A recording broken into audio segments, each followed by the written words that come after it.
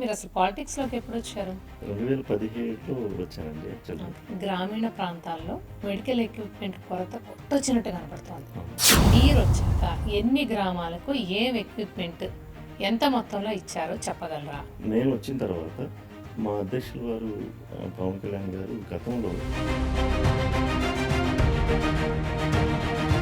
Agency ప్రాంతంలో ఆయన పర్యటిస్తున్నప్పుడు పర్యటనకి వెళ్ళారు, కానీ అప్పుడే వాళ్ళ అబ్బాయి నెక్స్ట్ డే మార్నింగ్ సింగపూర్కి వెళ్ళారు బాబు దగ్గర. మంగళగిరి ఎమ్మెల్యే లోకేష్ గారు కానట్లయితే నిజంగా ఇంత అభివృద్ధి జరిగి ఉండేదని మీరు అనుకుంటున్నారా? అదే చెప్తున్నాను, లోకేష్ గారు కాబట్టి. పవన్ కళ్యాణ్ గారు సీఎం అవడానికి లోకేష్ గారు అన్నారు. పవన్ కళ్యాణ్ గారు సీఎం లోకేష్ అవన్నీ మంగళగిరి నుంచి కూడా టీడీపీ కార్యకర్తలకి జనసేన కార్యకర్తలకి మధ్య వారి నాకు తెలిసి అయితే నేను ఓపెన్గా చెప్తున్నాను, పవన్ కళ్యాణ్ గారు మనకి ఏం చెప్పారు.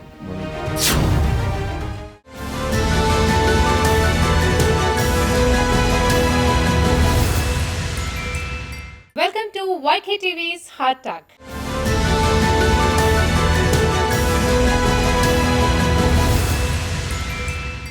జనసేన పార్టీ నాయకుడు AP MSIDC chairman Chillapalli Srinivas garu ఇవాళ మన గెస్ట్. శ్రీనివాస్ గారు నమస్తే అండి, వెల్కమ్ టు అవర్ స్టూడియో. ఎలా ఉన్నారు? బాగున్నానండి. మామూలుగా ఏపీ ఎంఎస్ఐడిసి అంటే చాలా మందికి తెలియదు. దాని గురించి ఫస్ట్ మీరు ఆ సంస్థ ఏంటి, అసలు ఏం చేస్తుంది, ఆంధ్రప్రదేశ్కి ఆ సంస్థ ఎలా పనిచేస్తుందో చెప్పండి ఫస్ట్. యాక్చువల్గా విద్య వైద్యం ఏ ప్రభుత్వమైనా మెయిన్ అండి. వైద్యంలో మాకు హెల్త్ మినిస్టర్ గారు దాంట్లో ఉంటారు. ఇంప్లిమెంటేషన్ వచ్చేప్పటికి ఏపీఎంఎస్ఐడిసి అంటే Andhra Pradesh medical services infrastructure development corporation. అంటే దీంట్లో మెడిసిన్స్ కానీ, అలాగే ఎక్విప్మెంట్స్ కానీ, అలాగే ఇన్ఫ్రాస్ట్రక్చర్ కానీ, సర్వీసెస్ అన్నీ కూడా మా కార్పొరేషన్ నుంచి టెండర్ ప్రక్రియ ద్వారా మేము ప్రొక్యూర్ చేస్తామండి. అవి మానిటరింగ్ చేసేదంతా కూడా మా సెక్రటరీ గారు వీళ్ళంతా ఉంటారు. మాదేంటంటే కార్పొరేషన్లో మేము టెండర్ ద్వారా మేము ప్రొక్యూర్ చేసి అరేంజ్ చేస్తాం అనమాట. ఓకే, తెలుగులో చెప్పాలి అంటే ఆంధ్రప్రదేశ్ వైద్య సేవలు మౌలిక వైద్య సదుపాయాలు మౌలిక సేవల అభివృద్ధి సంస్థ. ఒక మాటలో చెప్పాలి అంటే ఏ సంస్థకైనా అసలు ముందు కావాల్సింది ఫండ్స్. ఎస్పెషల్లీ మెడికల్కి అంటే రకరకాలు ఉంటాయి, మనకు తెలుసు. జిల్లాల్లో కానివ్వండి, ఎస్పెషల్లీ పల్లెటూళ్ళలో కానీ వైద్య సదుపాయాలకి కావాల్సిన ఇన్ఫ్రాస్ట్రక్చర్ కానివ్వండి ఎప్పటికీ కొరతే. మీరు ఎన్ని అంటే గవర్నమెంట్స్ వస్తుంటాయి వెళ్ళిపోతుంటాయి, కానీ సదుపాయాల కొరత మాత్రం బాగా ఉంది. కారణం ఏంటంటే ఖర్చుతో కూడుకున్న పని. మరి అయితే మీ సంస్థకి ఫండింగ్ అంతా ఎక్కడి నుంచి వస్తుంది, ఏ విధంగా చేస్తారు? అలాగే జిల్లాల్లో ఈ మౌలిక సదుపాయాల కల్పన కానివ్వండి, మీరు ఎంతన్నా కొనివ్వండి, ఇప్పటికీ ఇంకా వినపడే మాట ఏంటి అంటే మాకు ఆ సదుపాయాలు లేవు, ఈ సదుపాయాలు లేవు అని. అంటే దీన్ని మీరు ఎలా బ్యాలెన్స్ చేస్తున్నారు? యాక్చువల్గా మనం ప్రతి బడ్జెట్లో కూడా వైద్య సదుపాయాలకి మేజర్ బడ్జెట్ కేటాయిస్తారు, ఏ గవర్నమెంట్ ఉన్నా కూడా. అయితే గత ప్రభుత్వంలో ఏమైందంటే అవన్నీ దారి మళ్లించారు. గత ప్రభుత్వంలో వైఎస్ఆర్సీపీ గవర్నమెంట్లో చాలా దారి మళ్ళిపోయింది. దానివల్ల పేద ప్రజలకి సరైన వైద్య సదుపాయాలు అందక, శానిటేషన్ కానీ, ఎక్విప్మెంట్లో కానీ, ప్రతి దాంట్లో నేను అంటే దారి మళ్ళడం అంటే ఎక్కడికి వెళ్ళిపోయి, అంటే మెడికల్కి సంబంధించిన మెడికల్కే స్పెండ్ చేయాలి కదా? లేదు, గత ప్రభుత్వం ఏం చేశారంటే ప్రతి నెల ఏదో ఒక స్కీమ్ పెట్టి ఈ వైద్యం పేదలకు అందాల్సిన వైద్యంలో ఉన్న డబ్బులు కూడా తీసి దారి మళ్ళించడం, అలాగే వాళ్ళు రకరకాల వాళ్ళ అవినీతి కార్యక్రమాల్లో కానీ వాటిలో కానీ వెళ్ళిపోయాయి. కానీ ఈ రోజున కూటమి ప్రభుత్వం వచ్చిన తర్వాత ప్రతి చోట కూడా వైద్య సదుపాయాల కోసం ఏమేమి మెడిసిన్స్ ఉన్నాయి, ఏమేమి ఎక్విప్మెంట్స్ కావాలి, ఎక్కడ ఇన్ఫ్రాస్ట్రక్చర్ డెవలప్ చేయాలి, ప్రతిదీ కూడా ఎక్కడ ఇబ్బంది లేకుండా మొదటి బడ్జెట్ నుంచి కూడా దీనికి ప్రయారిటీ ఇవ్వడం జరుగుతుంది. గౌరవ ముఖ్యమంత్రి వారిలో చంద్రబాబు నాయుడు గారు ప్రతి దాంట్లో కూడా ఇస్తూ ఉన్నారు. దాంట్లో ఎక్కడ కూడా మనం ఇబ్బంది లేదు. అయితే కూటమి ప్రభుత్వం అధికారంలోకి రాకముందు మేము ప్రభుత్వ ఆసుపత్రుల్లో కూడా కార్పొరేట్ తరహాలో వసతులు అందేలా చూస్తామన్నారు. అంటే అదేమి చిన్న విషయం కాదు, చాలా ఖర్చుతో కూడుకున్నది. అంటే మరి ఈ ప్రయత్నంలో ఎంతవరకు మీరు సక్సెస్ అయ్యారు, మీరు ఏం చేశారు అంటే ఏం చెప్తారు? గత ప్రభుత్వం వాళ్ళు చాలా అంటే వాళ్ళు ఏం చేశారంటే మా ప్రభుత్వం వచ్చేప్పటికి ఆరోగ్యశ్రీ సేవలు అంటే పేదలకు అందించాల్సిన వైద్యంలో కూడా 3,000 కోట్లు బకాయిలు ఏర్పరిచారు. ఓకే. అలాగే ఈ ఎక్విప్మెంట్స్లో కానీ వీటిలో కానీ అన్నీ కూడా ఎక్కడ వేసినా అక్కడికి వంగలి ఏదో మెడికల్ కాలేజీలు అని చెప్పి ఆయన ఏదో హంగామాగా ఓపెన్ చేసి దాన్ని మొదలు చేసి పడేసిన పరిస్థితి. ఇవన్నీ మేము గత ప్రభుత్వంలో ఇవన్నీ చూసి పేదలకు కూడా కార్పొరేట్ వైద్యం అందాలి అనే ఒక ఉద్దేశంతో మా అధ్యక్షులు పవన్ కళ్యాణ్ గారు కూడా మొదటి నుంచి ఆ గిరిజన ప్రాంతాల్లో కానీ అవన్నీ తిరిగిన సందర్భంలో అక్కడన్నీ చూసి మనం దీనికి ప్రయారిటీ ఇవ్వాలి అని చెప్పి ఒక సదుద్దేశంతో దీన్ని ఇచ్చేస్తా ఉన్నాం. చాలా చక్కగా జరుగుతూ ఉందండి. ఎక్కడా కూడా ఇబ్బంది లేకుండా మనం సదుపాయాలని కల్పిస్తూ ఉన్నాం. అలాగే ఫండ్స్ కూడా సెంట్రల్ గవర్నమెంట్ కూడా NHM నేషనల్ హెల్త్ మిషన్ ద్వారా మనకి సపోర్ట్ చేస్తూ ఉంది. ఏదన్నా మరీ ప్రయారిటీ హై ప్రయారిటీ పెట్టుకొని ప్రతిదీ కూడా చేస్తూ ఉన్నాం. ఏదైనా ప్రయారిటీ లేని ఇప్పుడు దాదాపు మేము వచ్చిన తర్వాత మా గవర్నమెంట్ 175 ఔషధాలు షార్టేజ్ ఉన్నాయి, ఓకే. మెడిసిన్స్. ఓకే. యాక్చువల్గా మేము ప్రభుత్వం నుంచి గుర్తింపు చెందిన చెప్పి 700 ఔషధాలు అంటే మనం మా కార్పొరేషన్ అవుతుందంటే ప్రతి ఒక్క డ్రగ్ కూడా చెకింగ్ చేసి ల్యాబ్కి అన్ని పంపించి దాన్ని సైజ్ చేస్తాం. అలా సైజ్ చేసిన వాటిలో పేద ప్రజలకు మనం మంచి మెడిసిన్ మేము అందించాల్సిన వాటిలో 700 డ్రగ్స్ ఉన్నాయి. దాంట్లో 150, 170 డ్రగ్స్ తో షార్టేజ్. మేము అంటే వచ్చిన తయారు కావట్లేదా? ఫండ్స్ లేవా? అంటే లేవా? ప్రొక్యూర్ చేసుకునే విధానంలో ఓకే. ప్రయారిటీ పెట్టుకోకుండా గాలికి వదిలేస్తారు. ఓకే. దాన్ని అంటే ఆఖరికి బీపీ టాబ్లెట్స్, ఈ ఎంట్రోప్రైన్ ఇలాంటివన్నీ కూడా షార్టేజ్ ఉన్నాయి. అవన్నీ మేము వచ్చిన తర్వాత ఆ 170, 150 పైన ఏవైతే ఉన్నాయో ఈరోజు ఓన్లీ 14, 15 మాత్రం షార్టేజ్. అవి కూడా ఏంటంటే కాంబినేషన్ డ్రగ్స్ లేకపోవడం అలాంటి ప్రయారిటీ డ్రగ్స్ అన్నీ కూడా మేము ఫుల్ఫిల్ చేస్తాం. అంటే ఎక్కడెక్కడ CDS ద్వారా అంటే ప్రతి జిల్లాలో సెంట్రల్ డ్రగ్ స్టోర్ అనేది ఒకటి ఉంటుంది మాది, ఓకే. CDS godowns. ఆ జిల్లా హెడ్ క్వార్టర్ నుంచి CHCలు, PHCలు అంటే పబ్లిక్ హెల్త్ సెంటర్స్ కానీ, కమ్యూనిటీ హెల్త్ సెంటర్స్ కానీ, GGHs కానీ అక్కడి నుంచి సప్లై చేసేస్తాం ఎప్పటికప్పుడు. ఓకే. అవన్నీ కూడా పారదర్శకంగా చేస్తా ఉన్నాం మనం వచ్చిన తర్వాత. ఓకే. శ్రీనివాస్ గారు, ప్రభుత్వ ఆసుపత్రుల అభివృద్ధికి ప్రభుత్వమేమో చాలా నిధులు ఖర్చు పెడుతున్నామని చెప్తోంది. కానీ ప్రజల విషయానికి వస్తే ఇంకా మౌలిక వసతుల విషయంలో ఇంకా లోటుపాట్లు ఉన్నాయనేమో ప్రజలు చెప్తున్నారు. మరి దీనికి మీ సమాధానం ఏంటి? అంటే జనరల్గా వైద్యంలో రోజు రోజుకి అప్డేట్ అయిపోతుందండి. ఎంత చేసినా కూడా వైద్యంలో ఇంకా తక్కువే ఉంటుంది. కానీ ఎప్పటికప్పుడు అప్డేట్ చేస్తూనే ఉన్నాం ప్రతి చోట. ఇప్పుడు CT స్కాన్ సెంటర్ కానీ అలాగే ఎక్విప్మెంట్లు ఆఖరికి ఆంకాలజీ డిపార్ట్మెంట్ కూడా డెవలప్ చేస్తున్నాం బాగా ప్రతి చోట. ఆంకాలజీ ఎక్కడ తీసుకొస్తున్నారండి? ఆల్రెడీ కర్నూలు వచ్చిందండి, తిరుపతి వచ్చింది, ఫుల్ ఫ్లెడ్జ్డ్ గా ఉందా? ఫుల్ ఫ్లెడ్జ్డ్ కానీ. ఓకే. అలాగే గుంటూరు ఉంది, విశాఖపట్నం, విజయవాడ ప్రతి చోట ప్రైవేట్కి ధీటుగా డెవలప్ చేస్తా ఉన్నాం. దాంట్లో ఎక్కడా రాజీ పడతలేదు. దేనికంటే సెంట్రల్ గవర్నమెంట్ సపోర్ట్ కూడా మెయిన్ హెల్త్లో చాలా ఎక్కువగా ఉంది.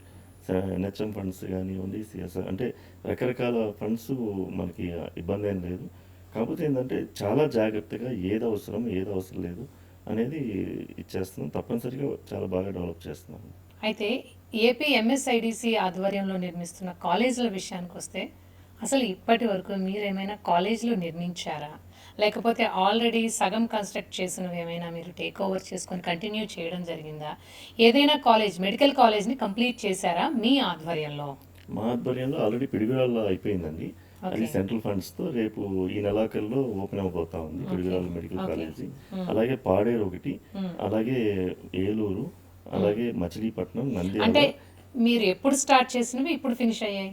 అది యాక్చువల్ గత ప్రభుత్వంలో స్టార్ట్ చేశారు. ఓకే. వాళ్ళు దాదాపు ఒక కాలేజీకి అంటే వాళ్ళు 17 మెడికల్ కాలేజీలు అని చెప్పి ఆ రోజున ఆర్భాటంగా శంకుస్థాపన చేయడం జరిగింది. 17 మెడికల్ కాలేజీలు, ఒక్కొక్క మెడికల్ కాలేజీకి 500 నుంచి 550 కోట్లు ఖర్చు పెట్టాల్సి ఉంటే వాళ్ళ టైంలో 17 మెడికల్ కాలేజీలు కలిపి కూడా 700 కోట్లు మాత్రమే ఖర్చు పెట్టారు. కొన్నిటికి అసలు సైట్లు కూడా ఇంతవరకు చేయలేదు. అయితే పిడుగురాళ్ళ విషయానికి వస్తే మీరు టేక్ ఓవర్ చేసుకునే సమయానికి పిడుగురాళ్ళ మెడికల్ కాలేజ్ పరిస్థితి ఏంటి? ఎంతవరకు కన్స్ట్రక్ట్ చేసి ఇచ్చారు మీకు వారు? ఓన్లీ 30% మాత్రమే వాళ్ళు సైట్ ప్రొక్యూర్ చేశారు. ఓకే. పుట్టింగ్స్ అవన్నీ వేసే మాత్రమే ఉంది. దాన్ని మేము త్వరితగతిన దాదాపు ఈ 2 ఇయర్స్లో చాలా ఫాస్ట్గా చేసాం. అది యాక్చువల్గా ఒక రోల్ మోడల్గా చూపించాలి అంటే గౌరవ ముఖ్యమంత్రి వర్యులు ఇలాగే చేశారు. అంటే గత గవర్నమెంట్లో ఏం చేశారు, దాదాపు అన్ని మెడికల్ కాలేజీలు కలిపి 700 కోట్లు మాత్రమే ఖర్చు పెట్టారు. దాంట్లో పులివెందులకు మాత్రమే 450 కోట్ల దాకా ఖర్చు పెట్టారు. మిగతా అన్ని కూడా అరాకొరగా చేసి వదిలేశారు. మరి పులివెందుల కాలేజ్ అయిపోయిందండి? లేదండి, ఇప్పుడు అవబోతా ఉందండి. ఓకే. అది కూడా ఫినిషింగ్ టచ్లో ఉంది. అంటే ఈ పులివెందుల, మార్కాపురం, అలాగే మన ఆదోని, అలాగే మదనపల్లి ఇవన్నీ కూడా పీపీపీ మోడ్లో రెడీ చేయడానికి మేము చేస్తున్నాం. అంటే public, public private private and పార్ట్నర్షిప్లో చేస్తున్నాం. దాన్ని కూడా సెంట్రల్ గవర్నమెంట్ కూడా దానికి ఆ, దీనికోసం ఇచ్చింది. మన ఈ ఫండ్ కింద కూడా గ్రాంట్ చేస్తాం దాని మీద. అయితే ఈ ట్రిపుల్ పి విధానం ప్రకటించడానికి ముందు కూటమి ప్రభుత్వం విపక్షం నుంచి తీవ్ర విమర్శలు వచ్చాయి. ఎందుకంటే గవర్నమెంట్ మాత్రమే ఇది కన్స్ట్రక్ట్ చేయాలి, గవర్నమెంట్ అండర్లోనే కాలేజ్ కూడా కంటిన్యూ అవ్వాలి అనే విధానంతో అప్పుడు మనం చూసాము. ఆ, ఉద్యమం కూడా జరిగింది, అంటే బాగా సక్సెస్ అవ్వలేదు. కానీ అంటే ఆలోచించాల్సిన విషయం అంటే ఏంటంటే ఇప్పుడు మెడికల్ కాలేజ్ కంటిన్యూ అవ్వడానికి ట్రిపుల్ పి విధానం మంచిదంటారా, లేక ఓన్లీ పూర్తిగా గవర్నమెంటే ఆధీనం చేసుకొని గవర్నమెంట్ ఆధ్వర్యంలోనే మెడికల్ కాలేజీని నడిపితే మంచిదంటారా? ఇప్పుడు మనం ఫైనల్గా ఎలా ఉంటుందంటే అండి, వాళ్ళు చేయలేని పని మేము చేసేప్పటికి వాళ్ళకైనా అభద్రాభావం పెరిగిపోయి అది తప్పు అని చెప్పి అంటున్నారు. ఇక్కడ పీపీపీ అంటే ఒకటి అర్థం చేసుకోవాలి, పబ్లిక్ ప్రైవేట్ పార్ట్నర్షిప్. అంటే పబ్లిక్ కూడా దాంట్లో పార్ట్నర్స్. ఏదైతే గవర్నమెంట్ మెడికల్ కాలేజెస్లో ఎలా అయితే సీట్లు కేటాయింపు ఉంటుందో దీంట్లో కూడా అదే ప్రకారం ఉంటుంది. 400 బెడ్స్ ఉంటాయి, 100 మెడికల్ సీట్స్ ఉంటాయి, అన్నీ కూడా అదే ప్రకారం. నర్సింగ్ సీట్స్ మరి కానీ అంటే మీరు చెప్తున్న విధానం బట్టి ట్రిపుల్ పి విధానం వల్ల మెడికల్ కాలేజ్ బాగా రన్ అవుతుందని అర్థమవుతుంది. అవును. కానీ ప్రతిపక్షం ఎందుకు దాన్ని అపోజ్ చేయడానికి ట్రై అంటే చేస్తుంది? వాళ్ళు చేయలేకపోయారు అది. ఇప్పుడు మేము చేస్తున్నాం దాన్ని, అంతే తప్ప ఇప్పుడు ఫైనల్గా పేదవానికి కార్పొరేట్ వైద్యం అందాలండి. ఇది గవర్నమెంట్ టాస్క్. పేద ప్రజలకి ఎంత తొందరగా మనం అందుబాటులో, వాళ్ళు పేద ప్రజల పిల్లలు కూడా మెడిసిన్ చదువుకునే విధంగా మనం తయారవ్వాలి. మనం గవర్నమెంట్ సదుపాయాలు ఇవ్వాలి. నువ్వు దీన్ని ఇలాగే జాగు చేసుకుంటూ వెళ్తే ఎన్నాళ్ళైనా పూర్తవు. త్వరగా మనం పూర్తి చేసి వాళ్ళకి ప్రైవేట్ వాళ్ళ కోట వాళ్ళకి ఇచ్చేసి గవర్నమెంట్ కోట మనం తీసుకుంటాం. ఏదైతే ఈ రోజున జీజీహెచ్లో ఎక్కడైతే రాజమండ్రి ఇవన్నీ ఉన్నాయో, ఏదైతే కోట పేద ప్రజలకు ఇస్తామో అదే ప్రకారం మెరిట్ ప్రకారం వాళ్ళకి ఆ షేర్ ఉంటుంది డెఫినెట్గా. అలాగే బెడ్స్లో కూడా అంతే. మనం 400 బెడ్స్ వేస్తాం, దాంట్లో 150 బెడ్స్ ఆరోగ్యశ్రీ ఇస్తాం. అలాగే దీంట్లో కూడా ఉంటుంది. అక్కడ ఎక్కడా కూడా ఇబ్బంది ఏమి ఉండదు. అది వాళ్ళకి అవగాహన చేసి అంటే సో మనం మెడికల్ కాలేజెస్ ఎన్ని కంప్లీట్ అయినాయి, మీరు అది మాట్లాడుకుంటున్నాం ఇందాక, యాక్చువల్గా టాపిక్ డిబేట్ అవును. అయిపోయింది. చెప్పండి, అంటే ఇప్పటి వరకు ఎన్ని మెడికల్ కాలేజ్ కంప్లీట్ అవ్వబోతున్నాయి? 5 అయిపోయినాయండి ఆల్రెడీ, అందుబాటులో ఉన్నాయి 5. ఇంకా రెండో మూడో ఈ నెలాఖరికి ఒకటి వస్తుంది. రేపు సంవత్సరం అంటే ఇక్కడ నుంచి 18 నెలలు టార్గెట్ పెట్టాము. దాంట్లో ఇంకొక 5 వచ్చేస్తాయి. టోటల్గా మనకి 12 అందుబాటులోకి వచ్చేస్తాయండి. అలాగే ఇక టెండర్ల విషయానికి వచ్చేటప్పటికి టెండర్లలో ఎంతవరకు మీరు పారదర్శకత పాటిస్తున్నారు? ఏ విధంగా మీ టెండర్ విధానం సాగుతోంది? ఎలా అన్నీ జరుగుతుంది? కూడా ఆన్లైన్లోనే ఉంటాయండి. ఎస్టిమేషన్లు వేసి ప్రతిదీ కూడా ఆన్లైనే ఉంటుంది. ఎవరు వేస్తున్నారు అనేది కూడా తెలియదు యాక్చువల్గా. ఎవరైనా వేసుకోవచ్చు వాళ్ళ ప్రయారిటీని బట్టి, వాళ్ళకు ఉండే అర్హతలను బట్టి. ఆఖరికి ఇప్పుడు గవర్నమెంట్ హాస్పిటల్లో కానీ, అలాగే ఔషధాలు మనం ఇచ్చేస్తే దాంట్లో కానీ, ఎక్విప్మెంట్లో కానీ ప్రతిదీ టెండర్ ప్రక్రియ. ఆ టెండర్ ఒకవేళ ప్రకారం ప్రజలు ఆ వివరాలు తెలుసుకోవాలి అంటే ఎలా? డెఫినెట్గా మనకి మీరు ఏది కావాలన్నా కూడా మేము అందుబాటులో అన్నీ ఉంటాయి. ఎక్కడ కూడా అన్నీ ఆన్లైన్లోనే ఉంటాయి. ఓకే, ఆన్లైన్లోనే ఆన్లైన్లో ఉంటాయి ఉంటాయి. టెండర్ సంబంధించిన వివరాలు కూడా. వివరాలు కూడా ఉంటాయి. ఎవరు ఓకే. వేశారు, ఎవరు ఎంత రేటు వేశారు, మ్మ్. ఎవరికి ఎందుకు వచ్చింది అనేది ప్రతిదీ ఉంటుంది దాంట్లో. అయితే నేను ఇందాక మీతో అన్నట్టుగానే ఇప్పటికీ గ్రామీణ ప్రాంతాల్లో మెడికల్ ఎక్విప్మెంట్ కొరత కొట్టొచ్చినట్టు కనపడుతోంది. అవును. మీరు వచ్చాక ఎన్ని గ్రామాలకు ఏం ఎక్విప్మెంట్ ఎంత మొత్తంలో ఇచ్చారో చెప్పగలరా? అసలు ఇచ్చారా? ఇచ్చామండి. ఎట్లా అంటే నేను వచ్చిన తర్వాత మా అధ్యక్షుల వారు పవన్ కళ్యాణ్ గారు గతంలో గిరిజన ప్రాంతాల్లో పోరాట యాత్రలో భాగంగా గిరిజన ప్రాంతాల్లో బాగా తిరిగారు.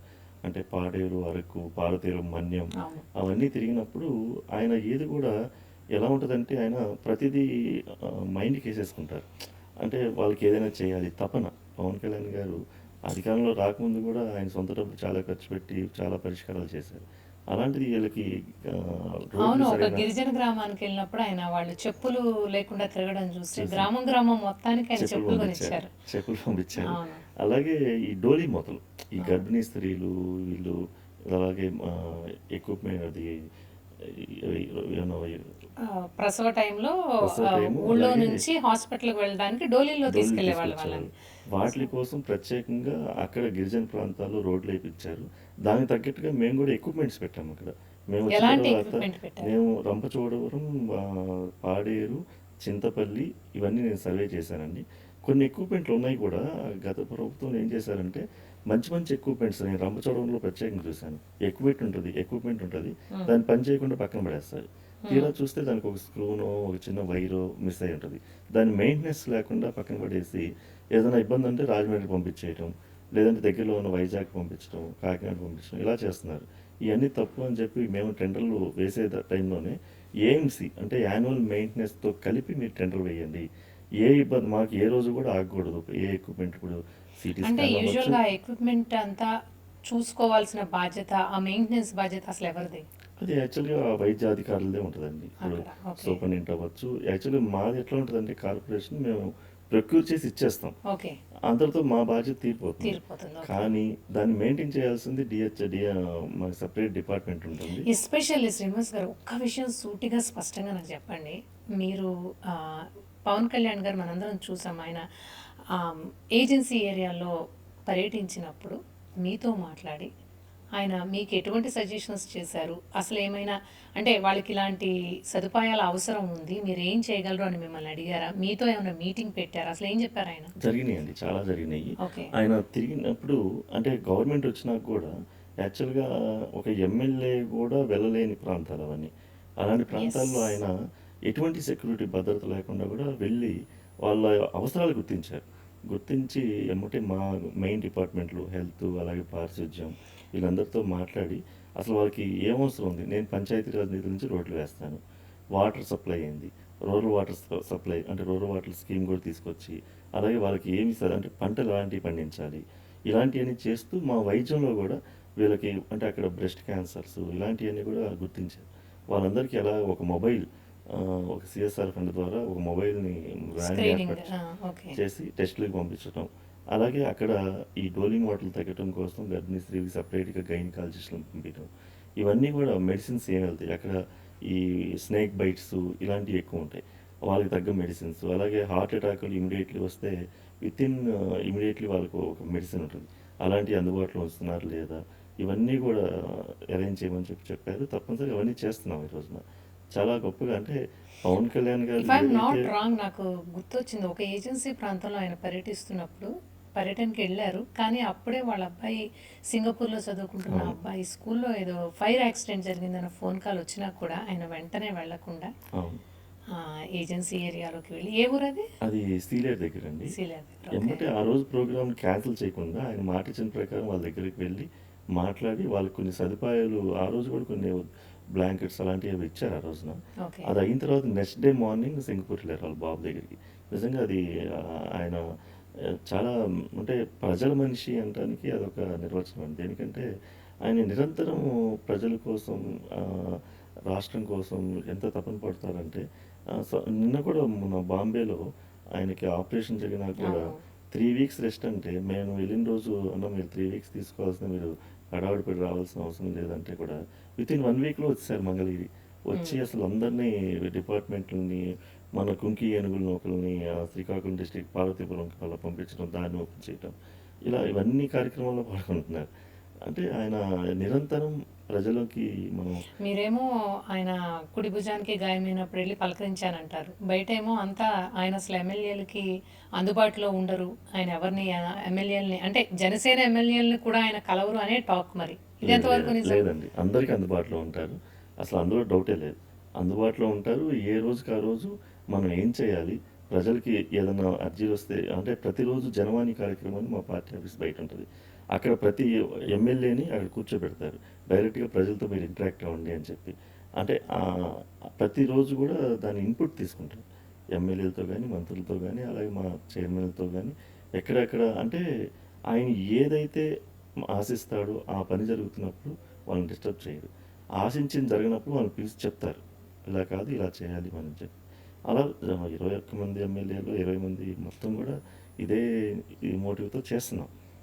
యూజువల్గా ఇంటర్నల్ మీటింగ్స్ జరిగినప్పుడు కానివ్వండి, లేకపోతే ఏదైనా ఆయన చెప్పాలనుకున్నప్పుడు కానివ్వండి, లేకపోతే మీరు వెళ్ళి జనసేన పార్టీ అధినాయకుడు పవన్ కళ్యాణ్ గారిని కలిసినప్పుడు కానివ్వండి, యూజువల్గా ఆయన మీకు ఎక్కువగా పార్టీ గురించి కానివ్వండి, ప్రజల గురించి కానివ్వండి, మెయిన్గా దిశానిర్దేశం చేసే పాయింట్లు ఏంటి? ఇప్పుడు మేజర్గా ఏంటంటే ప్రజా సమస్యల మీద మెయిన్ అండి. ఆయన మనం ఏది మాట ఇచ్చి వచ్చాం అధికారంలోకి, దాన్ని మనం ఎంతవరకు మనం నిలబెట్టుకుంటున్నాం, మెయిన్ దాని మీద ఆయన ఫోకస్. అలాగే పార్టీ నిర్మాణం మనం ఎలా చేయాలి అంటే ఇప్పుడు ఎవరిని పెడితే వాళ్ళకి పదవులు ఇచ్చేసి వాళ్ళ ద్వారా ఇప్పుడు నాయకుల ద్వారానే కదండి మనం ప్రజలకు సేవ చేయాల్సింది. ఆ నాయకులు సరైన వాళ్ళని మనం నిర్ణయించుకోవాలి. దేనికంటే ఎక్కడ కూడా మన జనసేన పార్టీ తరఫున ఒక ఇబ్బంది జరగకూడదు అనేది ఆయన ఎప్పుడు చెప్తానే ఉంటారు. అలాగే ప్రజలకి మనం ఏం మాట ఇచ్చాం ఫస్ట్ దాని మీద మనం నిలబడాలి. అక్కడ అయ్యిందా పని అవ్వలేదా కదా మీ ప్రయత్నం ఎంతవరకు చేశారు అనేది ఆయన కంపల్సరీ అడుగుతారు. శ్రీనివాస్ గారు మీరు అసలు పాలిటిక్స్ లోకి ఎప్పుడు వచ్చారు? నేను 2017లో వచ్చానండి యాక్చువల్గా. ఓకే. 2017లో చేనేత సత్యాగ్రహం అని చెప్పి ఆ రోజున పవన్ కళ్యాణ్ గారితో పెద్ద ప్రోగ్రాం చేశాం మేము మంగళగిరిలో మా చేనేతలు రాష్ట్ర వ్యాప్తంగా ఉన్న చేనేతలతో. అది చాలా అంటే ఆ, ఎప్పుడూ బయటికి రాని చేనేతలంతా ఒక ప్లాట్ఫామ్ మీదకి ఆ రోజు వచ్చి అవును, మీ ఆ, ఆధ్వర్యంలో జరిగిన ఇది జరిగినప్పుడు ఆ రోజు ఆయన ఒకటే చెప్పారు, నేను మీ చేనేతలకి నేను బ్రాండ్ అంబాసిడర్గా ఉంటాను. అంటే అప్పటికి నేను ఇంకా పార్టీలోకి వెళ్ళలేదు. ఆయన ఇచ్చిన మాట ఎలా నిలబెట్టుకొని అంటే ఆ రోజున టీడీపీ గవర్నమెంట్లో అలయన్స్లో ఉండి కూడా 2017లో అంటే యాక్చువల్లీ అలయన్స్లో ఉండి ప్రజా సమస్యల మీద గొంతు ఎత్తడానికి భయపడే నాయకులు ఉంటారు మనం. కానీ దానికి ఎక్కడో కూడా మాకు ఇచ్చిన మాట ప్రకారం మా సమస్యలకి గలం ఎత్తడానికి ఆయన మా కోసం వచ్చారు మంగళగిరి ఆ రోజున. నిజంగా అది ఆయన నిజాయితీకి చూసి మేమంతా కూడా చాలా ఆయన ఫిదా అయిపోయాం. ఆ రోజున మేము జాయిన్ అయ్యి పార్టీలో ఆ రోజు నుంచి పార్టీతో పవన్ కళ్యాణ్ గారితో నా జర్నీ ఎన్ని ఒడిదుడుకులు ఎదురైనా కూడా నేను అలాగే కంటిన్యూషన్ చేస్తాను. సో ఆ రోజు పార్టీలో జాయిన్ అయ్యారు. అవునండి. ఓకే. అయితే శ్రీనివాస్ గారు మీరు యాక్చువల్గా మీది చూస్తే బేసికల్గా బిజినెస్ బ్యాక్గ్రౌండ్ అవును. అంతా మీది. అవును. అలాంటిది అంటే అసలు పాలిటిక్స్ వైపు కానివ్వండి, లేకపోతే అంటే మీరు పవన్ కళ్యాణ్ గారి ద్వారా ఇన్స్పైర్ అయ్యి పాలిటిక్స్లో జాయిన్ అయ్యారు అనుకోవచ్చా? అంతే 100% అంతే అండి. నాకు ఆ రోజున చూసిన దాంట్లో పవన్ కళ్యాణ్ గారు అనేది క్లీన్ చిట్, వైట్ పేపర్. ఇలాంటి ఆయన వెనక నడిస్తే అంటే నేను కూడా పాలిటిక్స్‌లో అసలు నాకు తెలీదేమి. ఈ రోజు కూడా పాలిటిక్స్‌లా కాదు నిజాయితీగా మనం ఉండాలి పవన్ కళ్యాణ్ గారిని చూసి. ఇప్పుడు ఆయన చూస్తుంటే మనకు అర్థమవుతుంది. ఎక్కడ దేంట్లో రాజకీయం చేయరు. జనరల్‌గా పొలిటీషియన్స్ ఏందంటే ఈ పని చేస్తే మనకేం పేరు వస్తది, ఇది చేస్తే ఏమొస్తుంది ఇది ఆలోచిస్తారు. కానీ పవన్ కళ్యాణ్ గారు ఎలా ఉంటదంటే ఈ సమస్య వచ్చిందా చేసేయాలి అంతే. అలాంటి మనం మాట ఇచ్చామా ఆ మాట నిలబడాలి. ఇంతే తప్ప వేరే విధంగా ఆలోచరు. అది మాకు ఇన్స్పిరేషన్ నాకు ప్రత్యేకంగా. అంటే మేము బేసిక్‌గా పొలిటికల్‌లో అంటే నేనంత ఇదిగా ఉండను. పవన్ కళ్యాణ్ గారిని చూసి ఆయన అడుగుజాడల్లో ఈ రోజుకి బాగా ప్రత్యేకంగా చేస్తా ఉన్నాను. పవన్ కళ్యాణ్ గారితో జర్నీ ఎలా ఉంది? Up and downs. 2019లో ఆయన పోటీ చేసి ఓడిపోయారు. ఓడిపోయిన తర్వాత ఒక రకంగా చెప్పాలంటే పార్టీ అంతా అందరూ రాష్ట్రం మొత్తం కూడా ఏమనుకున్నారంటే జనసేన పార్టీ పని అయిపోయింది అనుకున్నారు. కానీ ఆ టైంలో చాలామంది ఆయన వెన్నంటే ఉన్న నాయకులందరూ కూడా ఒక్కొక్కరుగా వెళ్ళిపోయారు. పెద్ద పెద్ద వాళ్ళు కూడా వెళ్ళిపోయారు. కానీ మీరు మాత్రం అలాగే ఉన్నారు, ఇంకొంతమంది అలాగే ఉన్నారు. అంటే ఆయనలో ఏం చూశారు? మిమ్మల్ని ఏ నమ్మకంతో మీరు ఆయన వెంట నడిచారు? 2019లో యాక్చువల్‌గా మంగళగిరి సీటు అలయన్స్‌లో సిపిఐకి ఇవ్వడం జరిగిందండి. కానీ ఆ రోజున చిన్న డిస్టర్బ్‌తో నాకు కూడా వేయమని చెప్పారు. యాక్చువల్గా జనసేన తరపున మీరు పోటీ నేను చేయాల్సింది. బీఫామ్ కూడా ఇచ్చారు. అవును. ఇచ్చిన తర్వాత మళ్ళా మనోహర్ గారు ఏంటంటే మళ్ళీ అలయన్స్‌లో వాళ్ళు ఒప్పుకోవట్లేదు. ఓకే. ఒప్పుకున్నప్పుడు ఇంకా నేను డ్రాప్ అవ్వాల్సి వచ్చింది. యాక్చువల్‌గా ఆ రోజు సిపిఐ వాళ్ళు కూడా ముప్పల్ నాగేశ్వరరావు అనే ఆయన నిలబడ్డారు. ఆయన వేశారని అనుకున్నారు. ఆఖరికి లోకేష్ గారు వాళ్ళు కూడా నేను వేశారని అనుకున్నాను. కానీ బట్ నేను వేయలేదు ఆ రోజున. అయితే ఈ టీవీలో వీటిలో స్క్రోలింగ్ వచ్చేసింది నేను వేశానని చెప్పి. బట్ నేను వేయలేదు. మా అధ్యక్షులు వారు అంటే ఆ ఎలక్షన్‌లో ఎలా పనిచేయాలో నేను చేశాను, వర్క్ చేశాను. ఓకే. మా ఉనికి ఎంతవరకు అంటే మంగళగిరిలో ఏమీ లేని అన్న దాంట్లో 11,000 ఓట్లు మేము తీసుకొచ్చాం ఆ రోజున. అంటే ఒక రూపాయి ఖర్చు పెట్టకుండా మా సింబల్ లేకుండా అలయన్స్‌లో సిపిఐ పార్టీకి ఆ రోజున 11,000 ఓట్లు రావడానికి నేను చాలా కష్టపడ్డాను. తద్వారా పార్టీ ఓడిపోయిన తర్వాత నేను సార్ ఇంటికెళ్ళి అంటే ఆయన ఎలా తీసుకుంటున్నారని మాకు భయమేసి ఆయనకేదో మేము జస్ట్ ధైర్యంలాగా నిలబడదామని వెళ్తే ఆయన మాకు ఏం పర్లేదు శ్రీనివాస్ మనం 2024లో గట్టిగా నిలబడదాం, పని చేద్దాం, మనం ప్రజల తరపున ఉందాం అని చాలా మాకు చెప్పాడు ఆయన ఇన్స్పిరేషన్. మమ్మల్ని కార్లో ఎక్కించుకొని విజయవాడ నుంచి మంగళగిరి పార్టీ ఆఫీస్ దాకా తీసుకొచ్చి నన్ను మధ్యలో చెప్తా ఉన్నారు, మనం నిలబడదాం, ప్రజల తరపున నిలబడదాం, ఇది జస్ట్ మనం దీని నుంచి ఒక పాట నేర్చుకుందాం, ఇలా ఉంటే ఎలా ఉంటుందని, మనం ఇదే పోరాట స్ఫూర్తి కొనసాగిద్దాం, డెఫినెట్గా ప్రజలు మనం నమ్ముతారు, ఆ నమ్మిన రోజు మనం ఒక స్థాయిలో ఉంటామని చెప్పి ఆ రోజు చెప్పడం జరిగింది. ఆయన మాకు ధైర్యం చెప్పారు. దాని ప్రకారం ఆయన చెప్తే అది ఈ రోజుకి నువ్వు పోటీ చేయండి చేస్తాం, చేయొద్దంటే చేయం, అంటే ఆయన మీద నమ్మకం. పార్టీ బాగుంటే ఆయన బాగుంటే పార్టీ బాగుంటారు, పార్టీ బాగుంటే మేమంతా బాగుంటాం. అదే నా ఇది. పర్సనల్గా మీకు పవన్ కళ్యాణ్ గారిలో బాగా నచ్చే విషయం ఏంటి? ఆయన చాలా మొహమాటస్తుడండి. అంటే ఆయన చూస్తేనే ఒక వైబ్, అంటే ఒక ఆయన నిజాయితీ కానీ, ఆయన మాట్లాడే విధానం కానీ, ఆయన ఇచ్చే గౌరవం కానీ ఒకటేంటండి, చాలా అంటే ఎవరిని ఇబ్బంది పెట్టరు, ఎవరిని అంటే జనరల్గా పొలిటీషియన్స్ ఎలా ఉంటుందంటే వాడుకుందామా వదిలేసామా ఈ టైప్లో ఉంటాయి. కానీ పవన్ కళ్యాణ్ గారు అసలు ఆయనే కరిగిపోతాడు కానీ ఒకరిని ఎవరిని అంటే జనరల్గా కరిగిపోవడం మీన్స్ ఆయన డబ్బు ఖర్చు పెట్టుకోవటం, ఆయన్ని తిట్టినా కానీ ఆయన అంటే జనరల్గా మొన్న ఒక రోజు మేము బాంబే వెళ్ళినప్పుడు ఆయన చెప్తా ఉన్నారు, సోషల్ మీడియా ఇంతకుముందు చూసేవాడిని కదా, అక్కడ నన్ను తిడతమే కదా, ఏముంది దాంట్లో ఉండేది అని చెప్పి చూసేవాడిని కాదు, కానీ ఈ రోజున సోషల్ మీడియా కూడా ఒక న్యూస్ పేపర్ లాగా అయిపోయింది. అంటే ఆయన చెప్తాం అనమాట. నాకు తెలిసినంత వరకు పాలిటిక్స్లో పవన్ కళ్యాణ్ గారి మీద వచ్చిన ట్రోల్స్ ఇంకెవ్వరి మీద రాలేదు ఆంధ్రప్రదేశ్లో.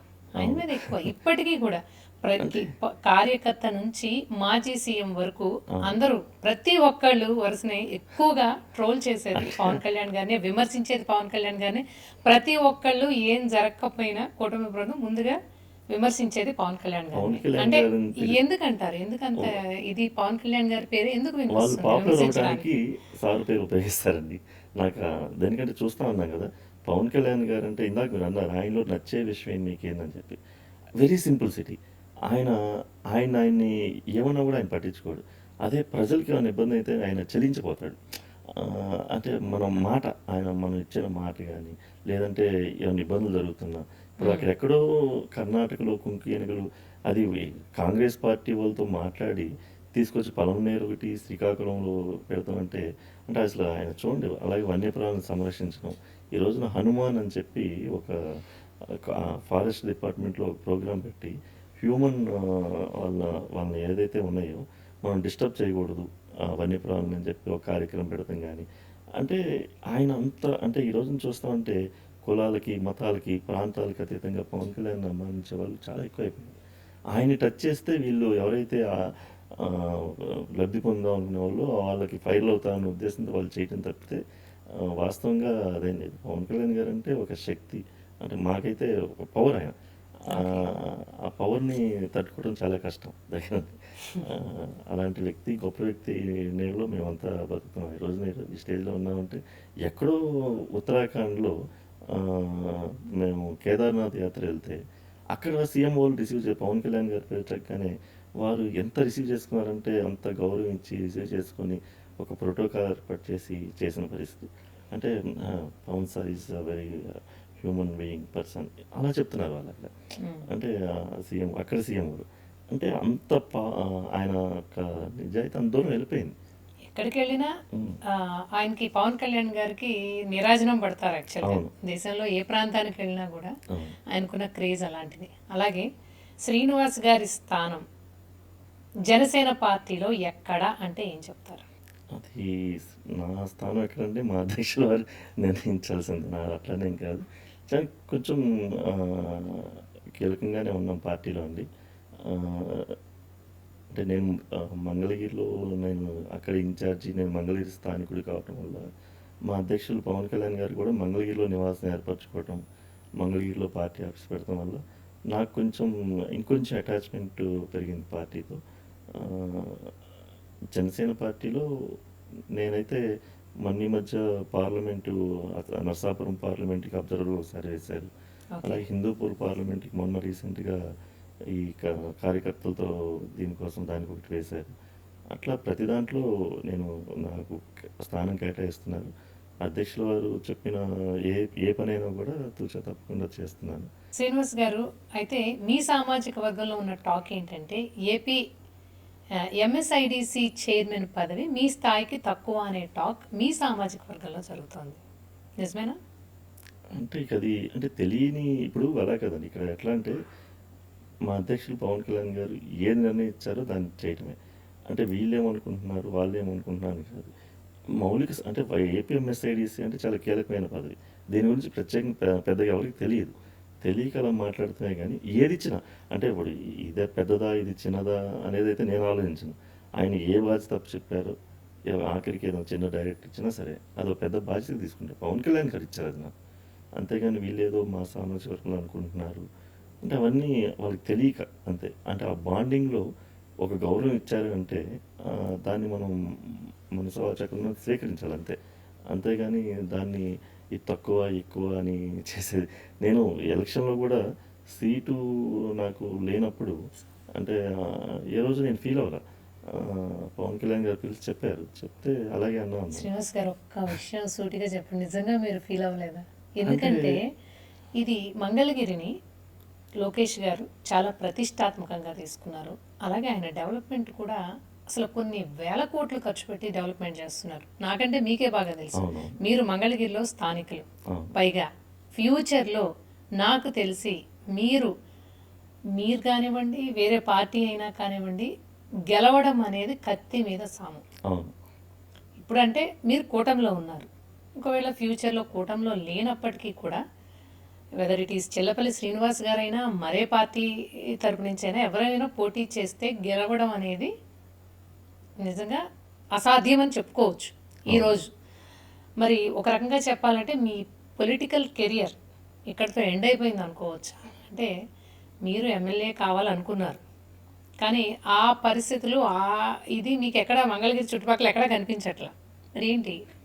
పవన్ కళ్యాణ్ గారు ఉన్నంతకాలం, జనసేన పార్టీ ఉన్నంతకాలం నా పొలిటికల్ కెరీర్ ఎక్కడే ఉండదండి.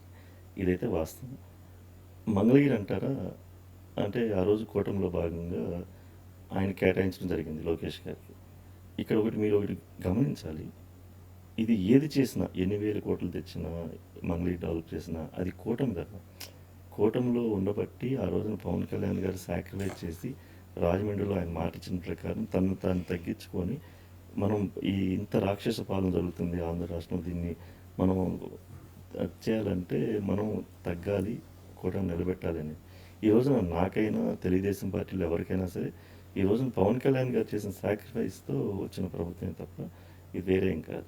ఇక్కడ ఆ అవకాశం అంటే నేను అది ఎలా చెప్పాలో నాకు తెలియట్లేదు, కానీ లోకేష్ గారికి అవకాశం వచ్చింది. అండ్ ఈ రోజున ముఖ్యమంత్రి గారు తనయుడు మంగళగిరిలో లోకేష్ గారు అంటే అది ఎవరు కాదనపోయినా ఆయన ఒక రాష్ట్ర స్థాయి నాయకుడు లోకేష్ గారు. ఒక్క విషయం సూటిగా చెప్పండి శ్రీనివాస్ గారు, ఒకవేళ ఇప్పుడు మంగళగిరి ఎమ్మెల్యే లోకేష్ గారు కానట్లయితే నిజంగా ఇంత అభివృద్ధి జరిగి ఉండేదని మీరు అనుకుంటున్నారు? అదే చెప్తున్నానండి, లోకేష్ గారు కాబట్టి ఇంత అభివృద్ధి జరిగింది. ఎందుకంటే 100 పడకల ఆసుపత్రి కానీ, అలాగే పిఠాపురం కూడా ఇప్పుడు model school, of course Pithapuram కానివ్వండి, కుప్పం కానివ్వండి, ఇవన్నీ హిందూపూర్ నేను చూస్తున్నాను. అంత డెవలప్మెంట్. అందులో మంగళగిరి ఏంటంటే 83 నుంచి తెలుగుదేశం పార్టీ గెలవలేదు. ఆఫ్టర్ 40 years తర్వాత తెలుగుదేశం పార్టీ మొట్టమొదటిసారిగా ఊహించని మెజార్టీ 93,000 మెజార్టీ అంటే 2,40,000 ఓటింగ్లో. అంటే నేను ఆ రోజే లోకేష్ గారికి చెప్పాను, గాజువాక భీమిలి దాదాపు 3,80,000 ఓటింగ్ బాబు. దాంట్లో వాళ్ళు 93,000 94,000 వచ్చాయి మెజార్టీ. కానీ మనం 2,40,000 ఓటింగ్లో 91,400 రావడం అనేది స్టేట్ ఫస్ట్. ఇది దేనికంటే ఇంత అంటే మంగళగిరి, గుంటూరు, కృష్ణా జిల్లాలో మెచ్యూర్డ్ పీపుల్ ఓటర్ ఎప్పుడు కూడా ఎప్పుడు కూడా అంటే ఏ పులివెందులో లేదంటే అంటే కుప్పం గురించి నాకు పెద్దగా తెలియదు, కానీ పులివెందుల మదన ఇలాంటి అట్టడుగు టైప్ అంటే ఎవరికి పెద్దగా తెలియని ఓటర్, వాళ్ళకి డెవలప్మెంట్ ఏందో కూడా ఏదో తెలియదు అక్కడ.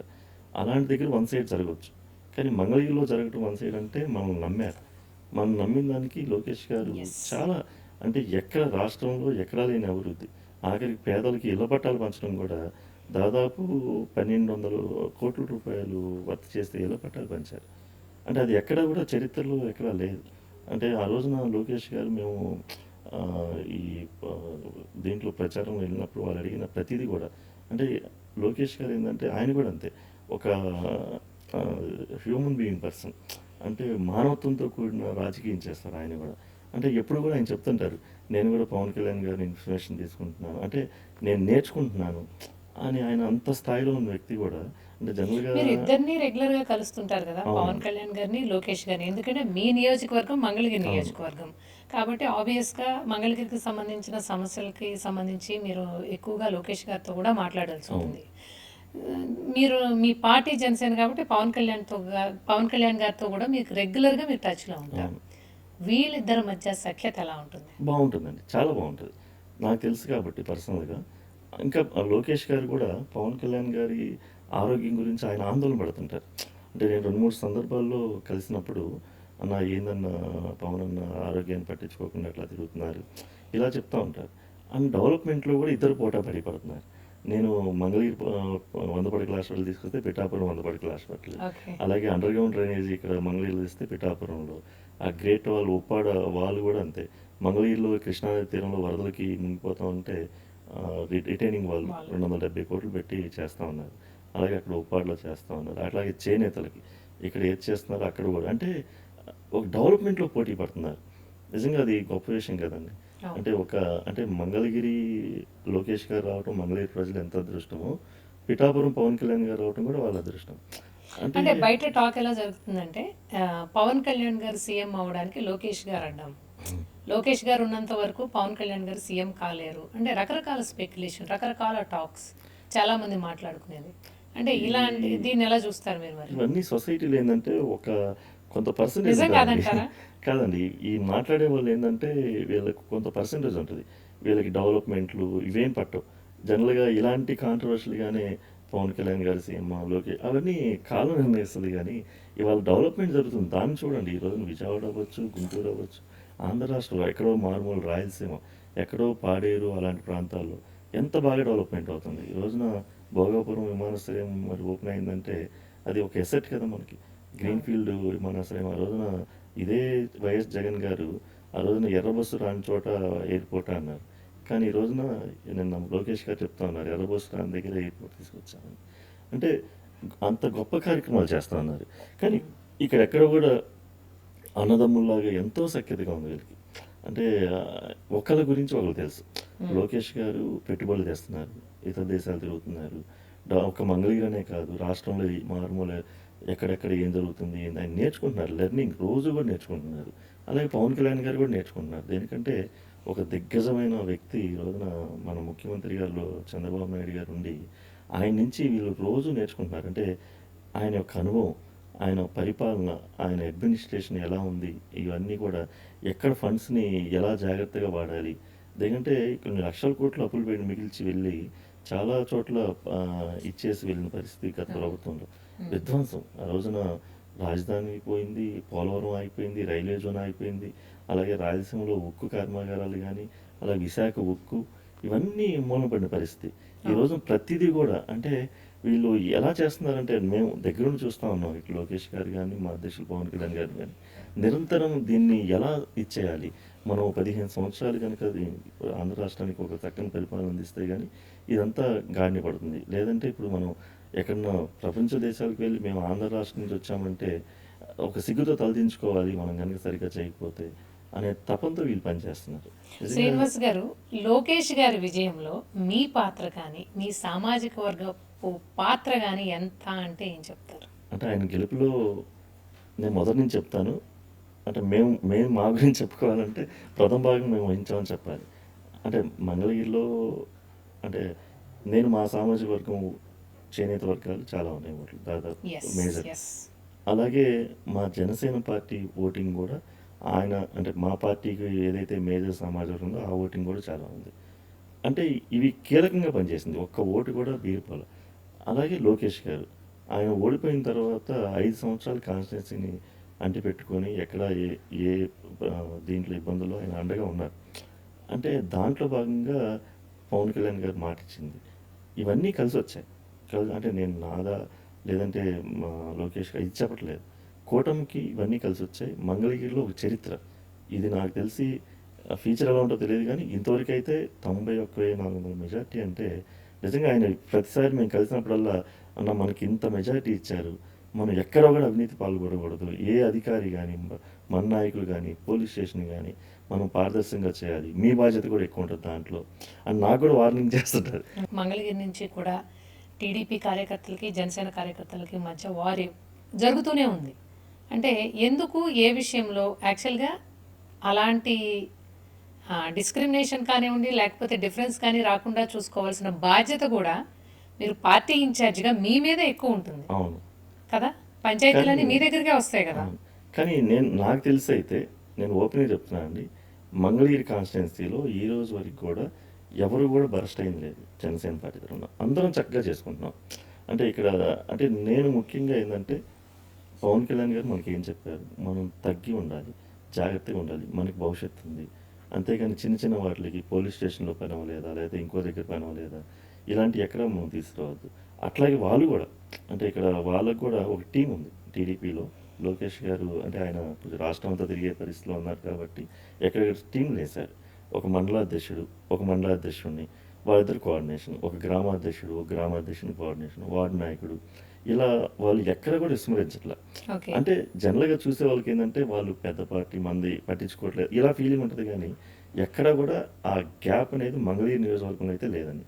నేనైతే జనసేన పార్టీ తరఫున డంకాబాద్ అని చెప్తున్నా. శ్రీనివాస్ గారు, లోకేష్ గారు మంగళగిరికి చేసిన డెవలప్మెంట్ ఏంటి అంటే ఏం చెప్తారు 1 by 1?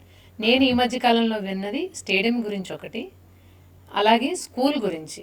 ఎక్కువగా ఈరోజు రాష్ట్రం మొత్తం మాట్లాడుకుంటుంది ఏంటంటే మంగళగిరిలోని గవర్నమెంట్ స్కూల్ గురించి. అవును. సో అది ఏ విధంగా డెవలప్ చేశారు ఏంటి? మీ కళ్ళ ముందే అది నాకు తెలిసి ఒకప్పుడు ఎలా ఉంది, ఇప్పుడు ఎలా ఉందో మీరు చెప్పగలరా? చెప్పగలనండి. నిడమర్లో గవర్నమెంట్ని స్కూల్ని ఒక ఊటీలో ఉన్న తరహాలో చేయించారు. అది నిజంగా చాలా గ్రేట్ అది. అలాగే 100 బెడ్స్ హాస్పిటల్ కానీ, అలాగే రోడ్స్, డ్రైనేజ్ సిస్టమ్స్, పార్కులు, ముఖ్యంగా పార్కులు, అలాగే శ్మశాన వాటిక. బటర్ఫ్లై పార్క్ హైలైట్ అనుకుంటా కదా. అవును, చాలా. అంటే ఇన్నోవేటివ్ చేస్తున్నారు. ఆయన కూడా Okay. యంగ్ కదండి. అంటే జెన్జీ ఎలా ఆలోచిస్తారో నిజంగా ఆయన చాలా ఫాస్ట్గా ఉంటారు. లోకేష్ గారు అంటే అన్న ఇదేంది, ఏది చేద్దాం, అదేం చేద్దాం అంటే ప్రతిదీ కూడా మాతో డిస్కస్ చేస్తారు. అంటే ఓకే. ఆయనతో తలుచుకుంటే నేను చాలా చిన్న స్థాయి వ్యక్తిని, కానీ గౌరవం ఇచ్చే దాంట్లో ఆయన సమానత్వం పాటిస్తారు. అంటే నిజంగా నేను అంటే మాది చేనేత వర్గం, చిన్న స్థాయి, చిన్న నాయకులు, కానీ ఆయన చాలా పెద్ద స్థాయి నాయకులు.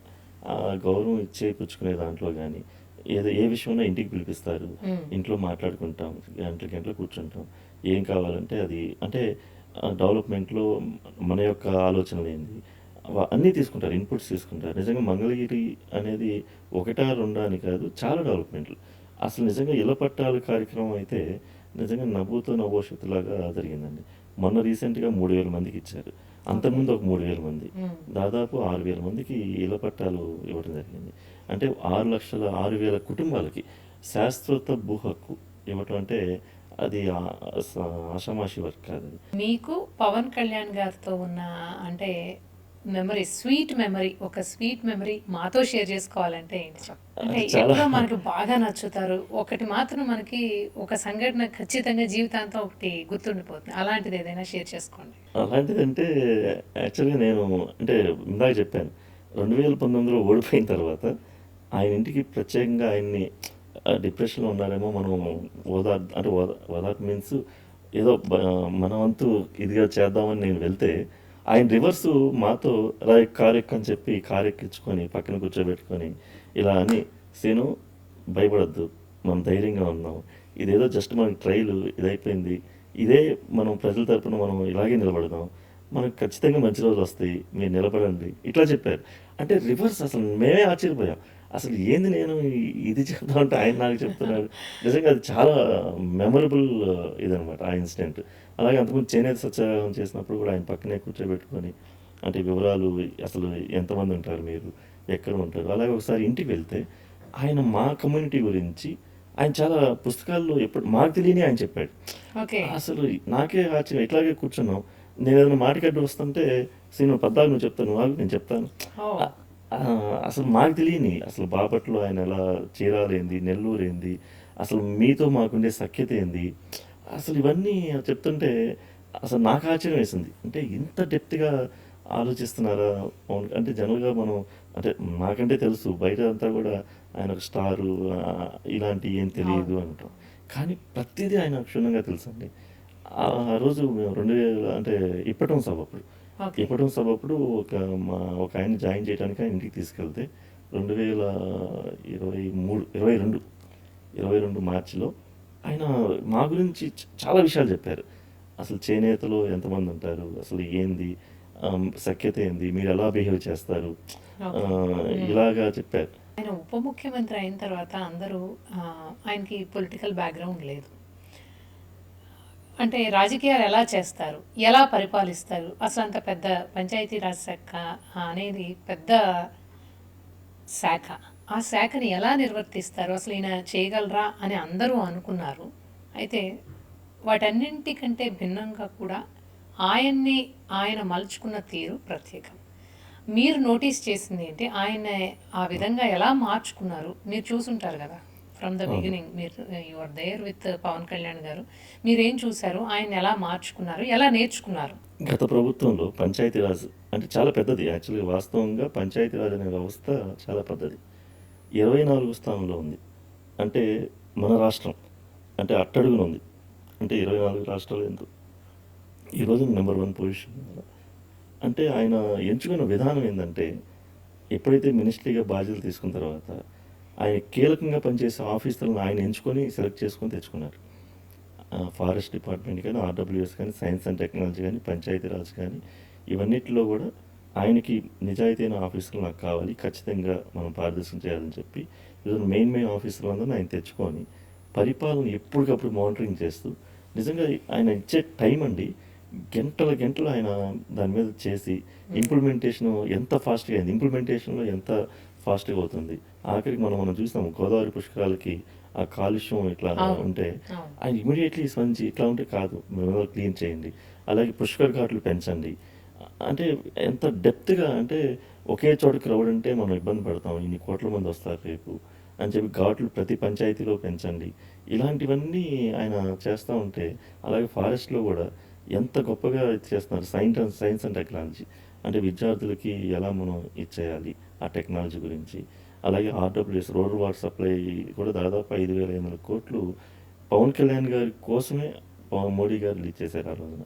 ఎందుకంటే దేశమంతా ఆ స్కీమ్ అయిపోయిన టైంలో పవన్ కళ్యాణ్ గారు రిక్వెస్ట్ చేస్తే మళ్ళీ ఆ స్కీమ్ ఓపెన్ చేస్తే మనకి 5,500 కోట్లు వర్క్స్ అంటే గ్రామీణ ప్రాంతాల్లో మంచినీటి పథకం అంటే వాటర్ సప్లై కోసం ఆయన తీసుకున్న నిర్ణయం చాలా గొప్ప నిర్ణయం.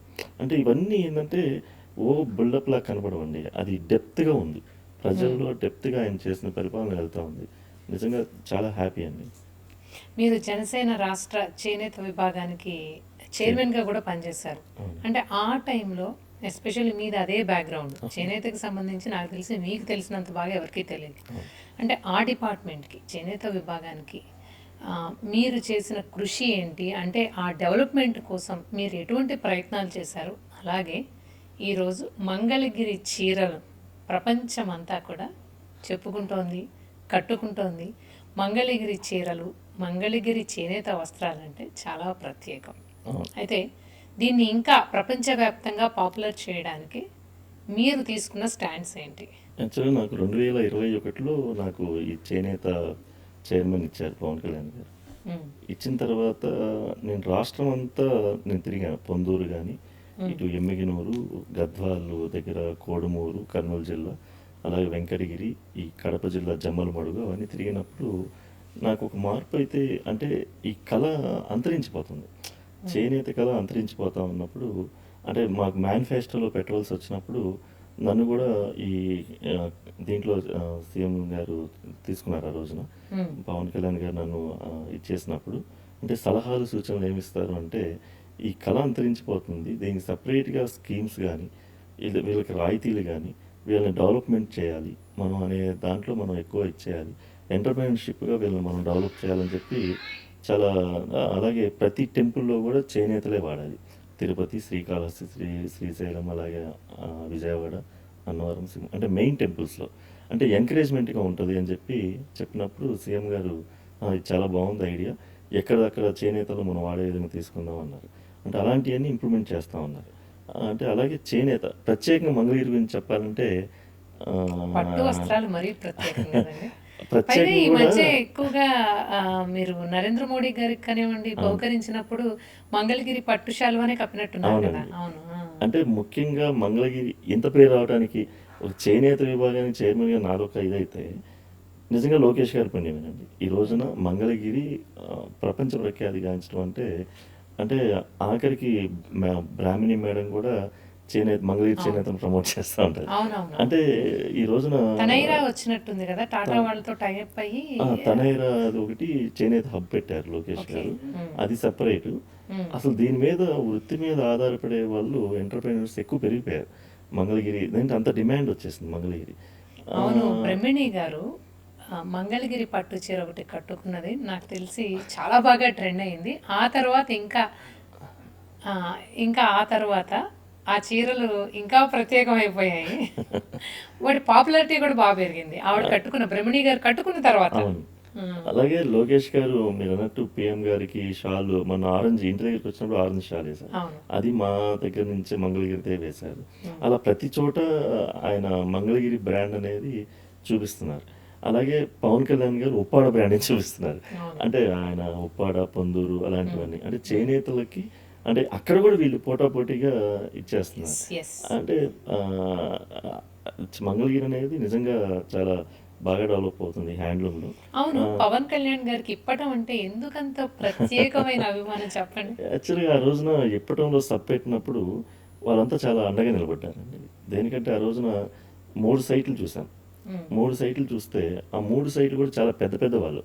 ఉమ్, అంటే అది పేర్లు చెప్పకూడదు కానీ చాలా పెద్ద స్థాయి వ్యక్తులు. వాళ్ళే భయపడి అంటే ఆ రోజున ఉన్న వైఎస్ఆర్సీపీ గవర్నమెంట్ దీనికి భయపడి వెనక్కి తీసేసుకున్నారు. మేము ఇవ్వలేము సైట్ అని. ఆ టైంలో రైతులు ముందరకు వచ్చి ఇప్పటం రైతులు మేముంటాం పవన్ కళ్యాణ్ గారికి అండగా అని చెప్పి ఆ రోజు లీగల్గా వాళ్ళు సంతకాలు చేసి వాళ్ళ పొలాలు ఇచ్చిన సందర్భం. అలాంటిది ఆ దీంట్లో ఆయన అసలు నిజంగా ఇది కదా మానవత్వం, ఇంత నిజాయితీగా వీళ్ళు బయటకు వచ్చారు. ఎందుకంటే ఆ ఇప్పటం అనే గ్రామం ఆ రోజునున్న ముఖ్యమంత్రి గారింటికి జస్ట్ ఒక 5-6 కిలోమీటర్స్ దూరం. గట్టిగా ఇప్పటం నుంచి గట్టిగా అరిస్తే సీఎం ఇంటికి కనపడింది. ఉమ్, అలాంటి ప్రదేశంలో అంత ధైర్యం కావాలి.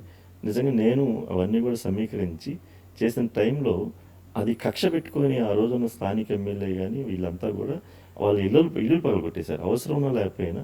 అది ఇప్పటం అనే గ్రామం అటొక రైల్వే గేటు ఇటొక రైల్వే గేట్ ఉంటుంది. మధ్యలో ఒక చిన్న విలేజ్. ఎటువంటి రాజకీయాలు ఉండవు ఆ ఊర్లో. చాలా చక్కగా అన్ని కులాలు కాపులు అయితేనేమి, రెడ్డిస్ అయితేనేమి, బీసీలు అందరూ కూడా చాలా చక్కగా అన్యోన్యంగా ఉంటారు. అలాంటి చోట వీళ్ళు కులాలు చిచ్చు పెట్టేసి రోడ్లు వైండింగ్ దాదాపు 40 అడుగులు ఉన్న రోడ్ని 100 అడుగులు చేసి దాన్ని ఎల్లు పగలు కొట్టేసి నానా బీభత్సం సృష్టించారు. వా. ఆ టైంలో పవన్ కళ్యాణ్ గారు నిజంగా నేను చేరవేస్తే ఆయన చలించిపోయి ఉన్నదన్నట్టుగా ఆయన వచ్చేసి బయటకు వస్తే పోలీసులు అడ్డగించి ఆయన రానియకపోతే ఆ రోజున జీప్ ఎక్కి నేను మీకు అండగా ఉంటాను, నాకు ఇంత అండగా మీరు ఉన్నప్పుడు నేను ఉంటానని చెప్పి ఆ రోజు వచ్చి ప్రతి ఇంటిని పరామర్శించి ఆయన సొంత డబ్బులు కూలిపోయిన ప్రతి ఇంటికి ₹1,00,000 ఆ రోజున డబ్బులు ఇవ్వడం జరిగింది. దాదాపు 42 మందికి. అంటే ఎంత బీభత్సం సృష్టించారు చూడండి. ఉమ్, వాళ్ళు నిలబడ తీరుకి అవును. ఆయన ఫిదా అయిపోయి పవన్ కళ్యాణ్ గారు ఉమ్, ఇప్పటం అనేది జనసేన పార్టీకి ఒక ఎస్సెట్ ఉమ్. అనేది ఆయన ఎప్పుడు ఫీల్ అవుతుంటే నిజంగా కరెక్ట్ ఆయన అధికారంలోకి వచ్చాక కూడా వెళ్ళి ఒకసారి విజిట్ చేశారు కదా. చేశారు. అవునండి. అవును. అప్పుడు ఎలాంటి రెస్పాన్స్ వచ్చిందండి ఆ చాలా. గ్రామస్తుల నుంచి? వాళ్ళని పిలిపించుకున్నారు, వీరు కలిశారు పవన్ కళ్యాణ్ గారు. నిజంగా వాళ్ళు ఆ యొక్క ఎప్పుడు కూడా రిసీవింగ్ అట్లాగే ఉంది. అదే ఇప్పుడు అంటే నాకు అనిపించింది పవన్ కళ్యాణ్ గారు ఒక కులానికో ఒక మతానికో ఒక ప్రాంతానికో సంబంధించిన నాయకుడు కాదు. ఆయన యూనివర్సల్. అంటే ఆయన మానవత్వంతో ఏదైనా చేస్తాడు కాబట్టి అంటే నాకైతే పర్సనల్గా అనిపిస్తుంది ఆయన దేశాన్ని శాసించే నాయకుడు అవుతాడు ఎప్పటికైనా. అలాంటి గట్స్ ఉన్న నాయకుడు ఆయన. అంటే ఏదో అంటే ముఖ్యమంత్రి అవుతారా, లేకపోతే ఎమ్మెల్యే అవుతారా, మినిస్టర్ అవుతారా, ఇది అసలు ఎప్పుడు ఆయన ఆలోచించడు. కానీ ప్రజల భావన నా సొంత భావన అయితే మాత్రం ఆయన దేశాన్ని శాసించే నాయకుడు అయితే ఫ్యూచర్లో డెఫినెట్గా కొంతమందికి అర్థం కాని విషయం ఏంటంటే గిరిజనులు అంటే ఎందుకు పవన్ కళ్యాణ్ గారికి అంత ప్రత్యేకమైన అభిమానం అంటుంటారు. ఎందుకంటే సెక్యూరిటీ విషయంలో కానివ్వండి, లేకపోతే కొన్ని కొన్ని గిరిజన గ్రామాలకు రోడ్లు కూడా సరిగ్గా ఉండవు. అవును. లోకల్ లీడర్స్ కూడా వెళ్ళడానికి సంకోచించే ప్రాంతాలకు కూడా ఆయన ఏమాత్రం ఆలోచించకుండా వెళ్ళిపోతుంటారు. అందరూ అనుకునేది ఎందుకు ఆయనకు అంత ప్రత్యేక అభిమానం గిరిజనులంటే. అంతే మానవత్వేనండి. దేనికంటే ఆ రోజున తెలుగుదేశం పార్టీలో ఉన్న ఎమ్మెల్యేని ఒక జెడ్పీ చైర్మన్ని ఆ రోజున అక్కడ గిరిజన ప్రాంతాల్లో చంపేశారు నక్సలైట్లు. ఆ రోజున ఆ ప్రాంతంలో ప్రత్యేకంగా రోడ్లు లేని టైంలో ఈయన వెళ్ళి పర్యటించారు. అంటే పవన్ కళ్యాణ్ గారు అంటే మేము పర్సనల్ కలిసినప్పుడు 2009 ప్రజారాజ్యం పార్టీ పెట్టినప్పుడు దాదాపు 300 మంది నక్సలైట్లు స్వచ్ఛందంగా మేము ప్రజారాజ్యం కోసం వస్తామని చెప్పి పవన్ కళ్యాణ్ గారి కోసం ఆ రోజు పార్టీలో జాయిన్ అయ్యారంట. అంటే నాకు పర్సనల్ డిస్కషన్లో తెలుస్తుంటాయి. ఆ రోజు అంటే ఎందుకు అంటే ఆ రోజు ఆయన కరీంనగర్, మంచిర్యాల అలాంటి ప్రాంతాల్లో పర్యటించి వాళ్ళ కోసం ఏదైనా చేయాలి, తాగు నీళ్ళు బోర్లు వేయించడం అంటే ఏం ఆశించకుండా అంటే ఇలాంటి నాయకుడు కదా మనం కావాల్సింది అనేది. అంటే ఇప్పుడు మేము ఉదాహరణకి చేనేత సత్యాగ్రహం చేసినప్పుడు మా వాయిస్ ఎవరికి వినపడదు. మా తరపున ఒక వాయిస్ ఉండాలి అని పవన్ కళ్యాణ్ గారు తెచ్చుకున్నాం. అంటే అలాగే వాళ్ళ ఉద్యమానికి ఇలాంటి నాయకుడు అయితే బాగుంటుంది. ఆ రోజున గద్దర్ గారు కానీ వీళ్ళంతా ఆయన్ని అభిమానించారంటే ఇలాంటి నాయకుడు వాయిస్ అయితే ప్రజల్లోకి వెళ్తుంది ఇలాంటి అని చెప్పి వాళ్ళు ఎంచుకొని ఆ రోజున వాళ్ళంతా మద్దతు ఇచ్చిన పరిస్థితి.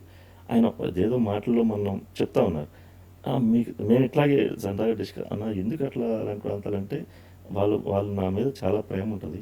నేను దేనికంటే ఉద్యమంలో నీరు గార్చకుండా వాళ్ళు ఎన్నో డిగ్రీలు చదువుకొని వాళ్ళంతా చేస్తున్నప్పుడు వాళ్ళు ఎవరి కోసం చేస్తున్నారు, అది బయటికి రానప్పుడు మనలాంటి గలంతో బయటకు వస్తే వాళ్ళు నిజంగా ఇదవుతారు అనే ఒక ఉద్దేశంతో వాళ్ళు ఉంటారు. అందుకని నాకు ప్రజల పట్ల నిజంగా నిజాయితీ మనకు ఉంది కాబట్టి వాళ్ళు ఆశీర్వదించారు, మనల్ని ఏం చేయరు. అదే పొలిటీషియన్స్ లాగా ఏదో ఇచ్చేస్తే మనం అక్కడే ఇదైపోతాం. అంటే అలాంటి వ్యక్తి అనమాట. అంటే అందుకనే గిరిజన గ్రామాల్లో అంటే ఏ నాయకుడు చేయనటువంటి విధంగా డెవలప్మెంట్ దాదాపు 7,000-8,000 కిలోమీటర్లు రోడ్లు వేయటం. అంటే అసలు ఎప్పుడు అసలు అక్కడ కనీసం రాళ్ళ దారి తప్ప అడవుల్లో వెళ్తాం తప్ప మన ఏదో సినిమాలు చూసాం మనం, పెద్ద సినిమాలు దాంట్లోనూ ఇన్ని కొండలు దాటి వెళ్ళి వస్తే ఇదా ఊరు అని చెప్పే విధానం నిజంగా ఒరిజినల్గా అక్కడ ఉందండి. అట్లా నిజంగా అక్కడ పోరాట యాత్రలు 2018లో పెట్టినప్పుడు ఆయన వాళ్ళతో పార్వతీపురం మన్యంలో కానీ సాలూరు కానీ ఆ ఏరియా అంతా కూడా అండి, పోలవరం కాన్స్టిట్యున్సీలో వాటిలో పాలకొండ కాన్స్టిట్యున్సీ అవన్నీ నిజంగా అట్లాగే ఉన్నాయి. కానీ ఈ రోజున వాళ్ళకి ఆ కమ్యూనికేషన్ పెరిగింది, ఆ రోడ్డు పెట్టేప్పటికి ట్రాన్స్పోర్టింగ్ పెరిగింది, స్విగ్గీ జొమాటో కూడా అంటే వెళ్ళగలిగే అంత ట్రాన్స్పోర్ట్ పెరిగింది అట్లా. శ్రీనివాస్ గారు, ప్రస్తుతం విపక్షం ఎప్పుడూ కూడా కూటమిపై ఏదో ఒక బురద జల్లే ప్రయత్నం చేస్తోంది. దాన్ని ఎప్పటికప్పుడు కూటమి తిప్పికొడుతూ ఉంది, పవన్ కళ్యాణ్ గారు కానివ్వండి, టీడీపీ కానివ్వండి. అయితే ప్రస్తుతం ఇప్పుడున్న పరిస్థితుల్లో కూటమి ఎంత గట్టిగా ఉంది అంటే ఏం చెప్తారు, ఎంత బలంగా ఉంది అంటే?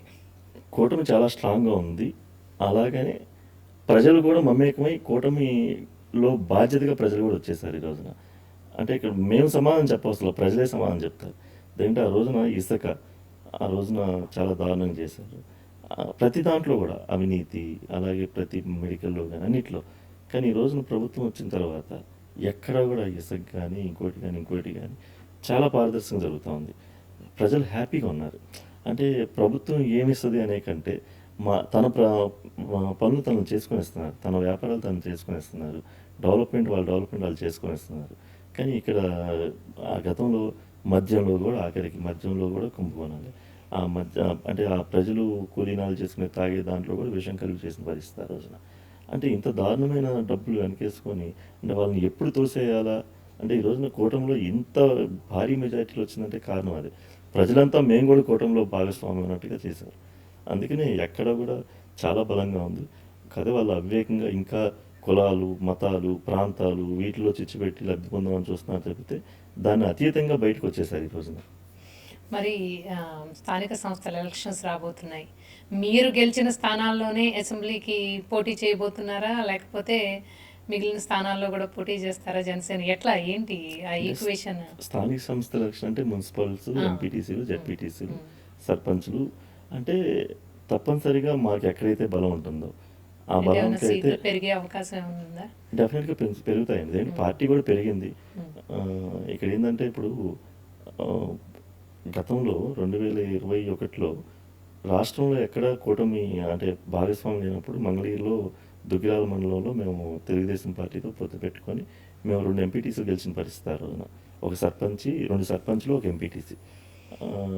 అదే క్రమంలో ఎక్కడైతే బలం ఉంటుంది, ఎక్కడ మనం తగ్గాలి, ఎక్కడ పెరగాలి, ఎందుకంటే ఇక్కడ ఎక్కడ మనం డిస్టర్బ్ కాకూడదు. మనం డిస్టర్బ్ అయితే రాక్షసులాగా వాళ్ళు ఎదురు చూస్తూ ఉన్నారు నాశనం చేయడం కోసం. మనం చాలా జాగ్రత్తగా మనం చేయాలి.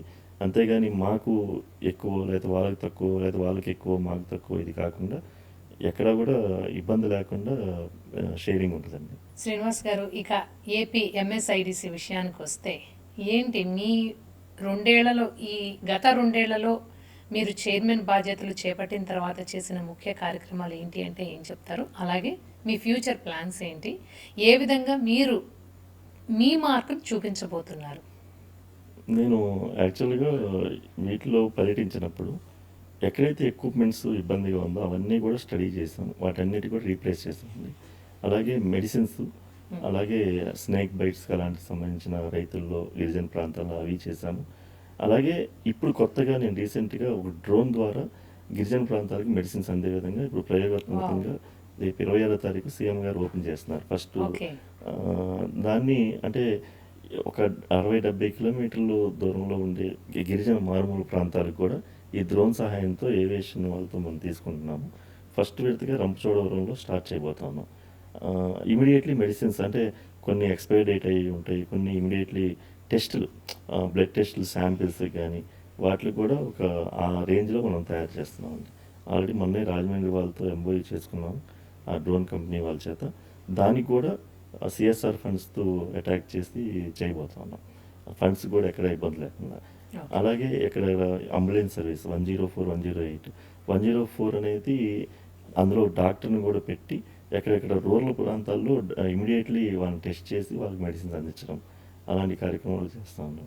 అలాగే ఈ తల్లి బిడ్డ ఎక్స్ప్రెస్ అని ఒకటి చేయబోతా ఉన్నాం. అంటే మెయిన్ బాలింతలకి వాటికి వాళ్ళ పోషకాహారం దాని మీద డెవలప్మెంట్ అవి కూడా మనం చేయబోతా ఉన్నాం. అలాగే నేను తీసుకున్నప్పుడు ఎక్కడెక్కడ ఇబ్బందికరంగా ఉన్నది దాన్ని అంతా స్టడీ చేసి ఈ రోజున ఒక క్లీన్గా చేసాం. ఏపీఎంఎస్ఐడిసి అనేది చాలా చక్కగా ఎక్కడెక్కడ ఇప్పుడు వర్క్ వస్తే ఇంతకుముందు కాంట్రాక్టులు డబ్బులు వచ్చాయి కాదు మా దగ్గర చేస్తే, ఈ రోజున కాంట్రాక్టులు డబ్బులు వదిలిపోతున్నాయి. గత ప్రభుత్వంలో ఉన్న బకాయిలు కూడా క్లియర్ చేసాం. ఇంతకుముందు చాలా బకాయిలు పెట్టి వెళ్ళిపోయారు వాళ్ళు, దాన్ని కూడా క్లియర్ చేసాం. అలాగే ఎక్కడ కూడా ఏ కొరత లేకుండా చేస్తూ ఉన్నాం. పేద ప్రజలకి ఒకటే కార్పొరేట్ వైద్యం అందాలి, అంతేగాని వీళ్ళు చేసినట్లుగా మనం చేస్తే మన మార్కు ఇది ఉండదు. మరి మీరు అన్నట్టుగా కార్పొరేట్ వైద్యం పేద ప్రజలకు అందుతోందా? డెఫినెట్గా అండి. నేను చాలామంది నాకు రెఫరెన్స్లు వస్తుంటాయి. నేను ఏదైతే మంగళగిరిలో ఎన్ఆర్ఐ మెడికల్ కాలేజీ, అలాగే జిఎస్ఎల్ మెడికల్ కాలేజీ ఇవన్నీ నేను చూశాను. అసలు వాళ్ళు ఎలా చేస్తున్నారు, మనం ఎలా చేయాలి అని చెప్పి చూస్తే ఆల్రెడీ మంచి మంచి వైద్య పరికరాలు, మంచి వైద్య సదుపాయాలు, మంచి మంచి డాక్టర్లు ఉన్నారు గవర్నమెంట్లో. కానీ దాన్ని ఏంటంటే గవర్నమెంట్ హాస్పిటల్ అంటే అమ్మో అక్కడ బాగోదు, డాక్టర్ ఉండవు, మెడిసిన్స్ ఉండవు, ఇలాంటి ప్రచారం చేస్తున్నారు. నేను ఒక బాత్రూంలో డోరు విరిగిపోయినా కూడా నాకు ఫోటో పెట్టండి, నేను చేయించేస్తాను. క్లీనింగ్ శానిటేషన్ బాగాలేదా నాకు చెప్పండి అంటే దానికి సపరేట్గా ఒక సెల్ పెట్టాం. ఏ కంప్లైంట్ అయినా దీన్ని చేయండి, ఇమీడియట్లీ సాల్వ్ చేస్తున్నాం. ఎందుకంటే మాకు ప్రతి డిస్టిక్లో ఈఈ ఉంటారు, అలాగే ఎస్సీ ఉంటారు, అలాగే ఏఈ ఉంటారు. ఎక్కడెక్కడ ఇమీడియట్లీ కూడా రీప్లేస్ చేస్తున్నాం. మారుమూల ప్రాంతాల్లో రాజమండ్రి రూరల్ అవ్వచ్చు, కాకినాడ రూరల్ కానీ, ఇటేపు నంద్యాల ఇటేపు కానీ ఏది సదుపాయం తక్కువ అనిపిస్తే దాన్ని ఇమీడియట్లీ సాల్వ్ చేస్తున్నాం. ఎక్కడ కూడా ఆదమరవట్లేదు. అలాగే ఎక్విప్మెంట్ పనిచేయట్లేదా, ఈ మెడిసిన్ లేదా, లేదంటే దగ్గర ఎక్స్పైర్డ్ అయిన నెల రోజులు ఎక్స్పైర్డ్ అయిపోతున్నాయా, దానికి కూడా మేము ఆల్రెడీ ఆన్లైన్ సిస్టమ్ ఉంది. ఆ సిస్టంలో చూసుకొని బాబు మీ దగ్గర ఈ మెడిసిన్స్ అయిపోతున్నాయి, అవి ఇమీడియట్లీ పంపించేసేయండి, దాని ప్లేస్లో కొత్తవి పంపిస్తున్నాం. ఇలాంటివన్నీ కూడా ఆన్లైన్ సిస్టమ్ పెట్టాం. ఇంతకుముందు 3 monthsకి ఒకసారి ప్రొక్యూర్ చేసుకునేవాళ్ళం. నిన్నే సెక్రటరీ గారితో మాట్లాడాను. 6 monthsకి అంటే రెగ్యులర్గా వాడే మెడిసిన్స్ ఏవైతే ఉంటాయో 2 years ఎక్స్పైరీ డేట్లు ఉంటాయి, ఇవన్నీ కూడా 6 monthsకి ఒకసారి ప్రొక్యూర్ చేసుకుందాం పెద్దగా ఇబ్బంది లేకుండా అని చెప్పి మా సెక్రటరీ గారు వీరపండిన్ గారితో మాట్లాడాం. ఆయన కూడా ఇది బాగానే ఉంది, ఇలా కూడా చేద్దామని చెప్పారు. ఇలా ప్రతి దాంట్లో కూడా మా మార్క్ చూపిస్తున్నాం. అంటే ఇది ఎక్కడ కూడా మేము ప్రచారం పేద ప్రజలు తెలుస్తుంది. ఇవాళ గవర్నమెంట్ హాస్పిటల్కి వెళ్తే మంచి వైద్యం అందుతుంది అనేది. నేను చాలామంది జీజీహెచ్ కావచ్చు, అక్కడ కేజీహెచ్ వైజాగ్లో కానీ మేము పేషెంట్లు పంపించినప్పుడు చాలా హ్యాపీగా వాళ్ళు చెప్పిన సందర్భాలు, ఫీడ్బ్యాక్ అయితే చాలా బాగుందండి. దాన్ని ఏంటంటే ప్రచారం చేయాలి కొంచెం. మేము కూడా మంచి మెరుగైన వైద్య సదుపాయాలు అందిస్తున్నాం. మీలాంటి ఛానల్స్ ద్వారా మా మెడికల్ చెప్తే డెఫినెట్గా బాగుంటుంది. ఇలాగే మీరు కంటిన్యూస్గా ఏపీ ప్రజలందరికీ కూడా మెడికల్ సేవలు అందుబాటులోకి తీసుకురావాలని, మీరన్నట్టుగా కార్పొరేట్ వైద్యం పేదవాడికి అందాలని వైకేటీవీ మనస్ఫూర్తిగా కోరుకుంటోంది శ్రీనివాస్ గారు. అలాగే ఈరోజు మాకు టైం ఇచ్చినందుకు కూడా మీకు ప్రత్యేక ధన్యవాదాలు. చాలా థ్యాంక్ యూ అండి. This is Anusha signing off.